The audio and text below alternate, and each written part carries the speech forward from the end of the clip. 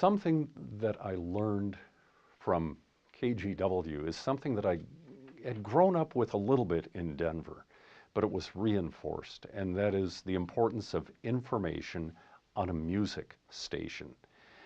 And Mike Phillips encouraged that in a big way. In 1979, Portland was hit by an ice storm. It was this huge, massive ice storm on January 10th, 1979.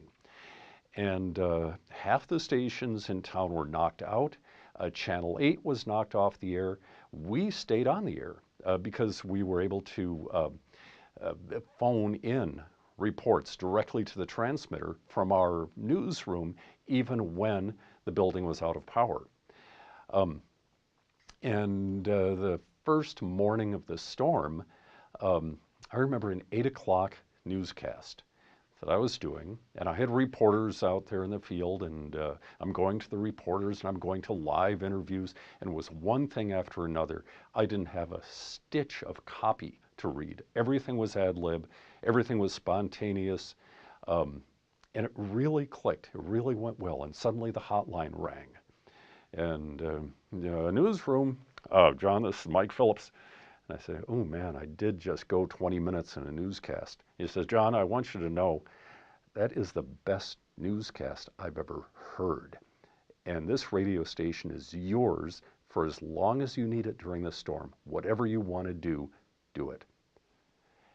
And we had that kind of support from Phillips and from the management. And was not always that great. Some of his successors did not have that same attitude, were not enlightened in that way as Phillips was. But that kind of support and that style of management, which was get great people, let them do their work, get out of their way. Give them support, get out of their way.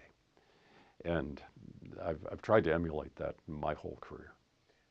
We have time for two more. Okay, another time when you got to be able to, let's say, break format, the eclipse, the solar eclipse of the sun, wasn't it? Yeah. Tell them the music you played and what you and Craig got to do there. Yeah, Craig was gone. Oh, he was gone. Yeah, Craig wasn't there at that time. Glenn Shannon was in. But we knew there was going to be a total solar eclipse, and we knew it was going to be in morning drive on a Monday in February of 1979, I'm pretty sure. And so we planned for it. And how do you cover a total solar eclipse? And Phillips said, station is yours, whatever you want to do. You want to play some weird music, play some weird music. So I got together with my friend Carl Whiting, who was the program director, or music director, I guess, at the time, of Kink. And he had a massive library. And I said, Carl, here's what we want to do. He says, aha, let me come up with some music for you. And I was getting ready to play The Dark Side of the Moon and Moon Shadow and all the things you would expect. He says, no, I've got something even better, something that'll be a soundtrack for that. And he came up with, I don't even know the names of the selections, but some of it was Swedish porn music. And it was really, really compelling.